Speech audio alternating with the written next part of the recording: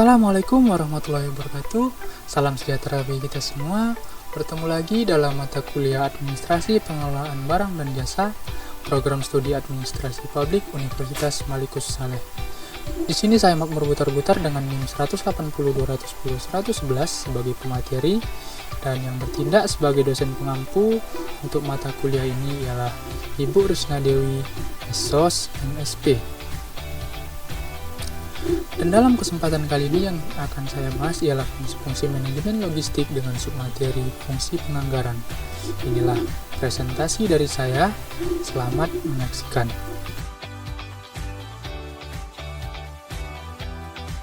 Teman-teman sekalian, seperti yang sudah kita ketahui sebelumnya, bahwasanya fungsi manajemen logistik itu ada 7.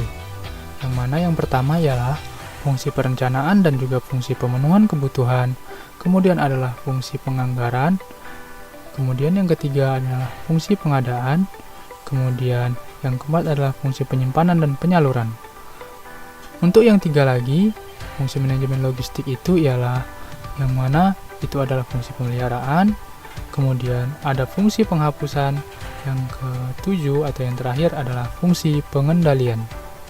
Baiklah teman-teman, dari ketujuh fungsi manajemen logistik tadi, kita akan batasi pembahasan kita mengenai fungsi penganggaran. Apa itu penganggaran?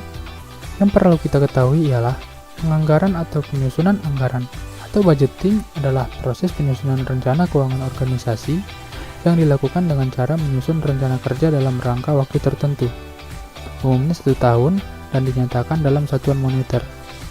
Penganggaran merupakan bagian dari proses perencanaan organisasi yang secara umum, yaitu meliputi perencanaan strategi atau strategic planning, kemudian perencanaan program atau programming, dan penyusunan anggaran.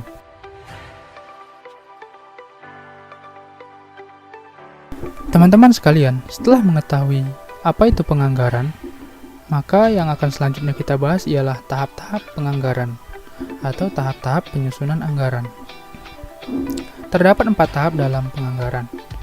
Yang pertama ialah tahap persiapan, kemudian tahap penyusunan, kemudian tahap ratifikasi atau pengesahan, dan yang terakhir adalah tahap implementasi dan pertanggungjawaban. Nah, di sini kita akan bahas satu-satu. Dimulai dari tahap persiapan. Persiapan penyusunan anggaran atau penganggaran ini dilakukan beberapa bulan sebelum tahun anggaran berikutnya dimulai.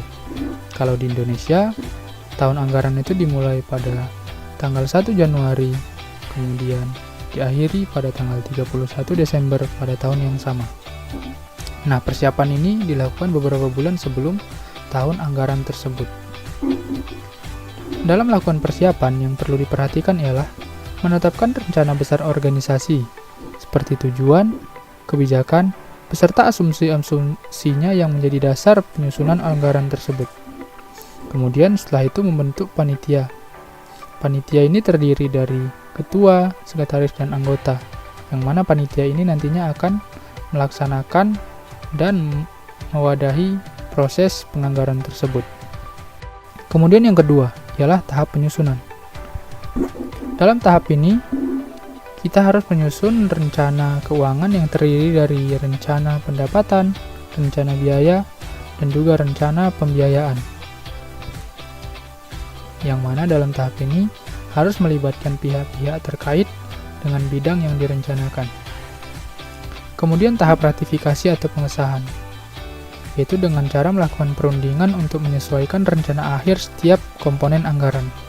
Kemudian melakukan koordinasi dan menelaah setiap komponen anggaran. Yang mana setelah itu, anggaran disahkan dan didistribusikan kepada pengguna anggaran. Yang terakhir ialah tahap implementasi dan tahap pertanggungjawaban. Di sini, yang dilakukan adalah melaksanakan kegiatan atau pekerjaan berdasarkan anggaran yang sudah disahkan, kemudian menyusun laporannya, dan melihat realisasi anggaran yang telah ditetapkan sebelumnya oleh pengguna anggaran. Kemudian melakukan analisa varians atau selisih dan disampaikan kepada pimpinan organisasi atau pihak-pihak terkait yang membidangi hal tersebut. Selanjutnya adalah manfaat penganggaran. Terdapat 5 manfaat dilakukannya penyusunan anggaran. Yang pertama sebagai perencanaan terpadu, kemudian sebagai pedoman pelaksanaan perusahaan, kemudian sebagai alat pengkoordinasian, kemudian sebagai alat pengawasan kerja, dan yang terakhir adalah sebagai alat evaluasi perusahaan. Setelah kita mengetahui manfaat dari penganggaran, maka yang akan kita bahas selanjutnya ialah tujuan dari penyusunan anggaran. Adapun tujuan dari penyusunan anggaran, menurut Navarin 2007, yang pertama ialah digunakan sebagai landasan yuridis formal dalam memilih sumber dari investasi dana. Yang kedua, memberikan batasan atas jumlah dana yang dicari dan digunakan, kemudian menyempurnakan rencana yang telah disusun, karena dengan anggaran lebih jelas dan nyata terlihat. Setelah itu merinci sumber dana yang dicari maupun jenis investasi dana, sehingga dapat memudahkan pengawasan. Tujuan yang kelima ialah merasionalkan sumber dan investasi dana agar dapat mencapai hasil yang maksimal. Kemudian yang terakhir, tujuan penganggaran ialah menampung dan menganalisis, serta memutuskan setiap usulan yang berkaitan dengan keuangan. Yang berikutnya yang akan kita bahas ialah metode penyusunan anggaran. Terdapat 3 metode penyusunan anggaran.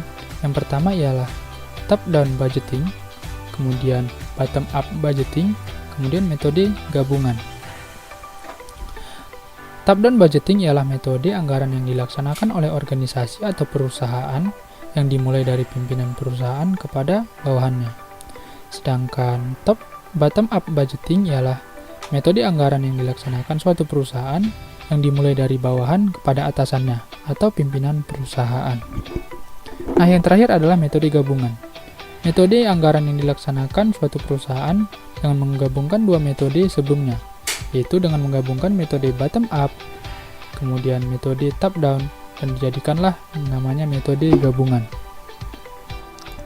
Teman-teman sekalian, setelah kita membahas mengenai penganggaran, maka di sini saya akan menghadirkan contoh mengenai siklus anggaran negara, atau yang biasa kita sebut dengan APBN, atau Anggaran Pendapatan dan Belanja Negara.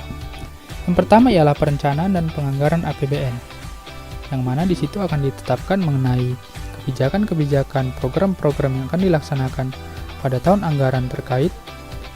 Kemudian, anggaran tersebut dibahas bersama DPR, bersama eksekutif dan pihak-pihak terkait dalam anggaran tersebut. Kemudian, setelah perancangan dan penganggaran APBN tersebut akan ditetapkan. Setelah dilakukan penetapan yang akan melahirkan undang-undang tentang anggaran terkait, maka APBN tersebut akan dilaksanakan pada tahun anggaran bersangkutan. Setelah pelaksanaan atau implementasi APBN, kemudian diadakan pencatatan dan pelaporan APBN. Kemudian, setelah ada pencatatan dan pelaporan APBN tersebut, maka akan diaudit dan diperiksa mengenai pertanggungjawaban APBN tersebut.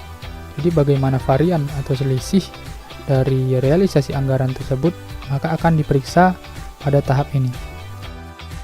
Siklus APBN tadi menjadi materi terakhir pada kesempatan presentasi saya kali ini.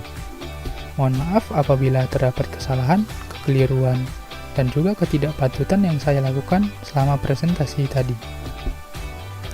Akhir kata, saya mengucapkan terima kasih kepada teman-teman atas atensinya, dan kepada Ibu dosen pengampu untuk mata kuliah Administrasi Pengelolaan Barang dan Jasa, Ibu Risna Dewi SSM SP, atas dedikasinya selama 1 semester ini.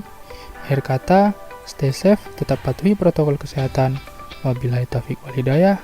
Wassalamualaikum warahmatullahi wabarakatuh.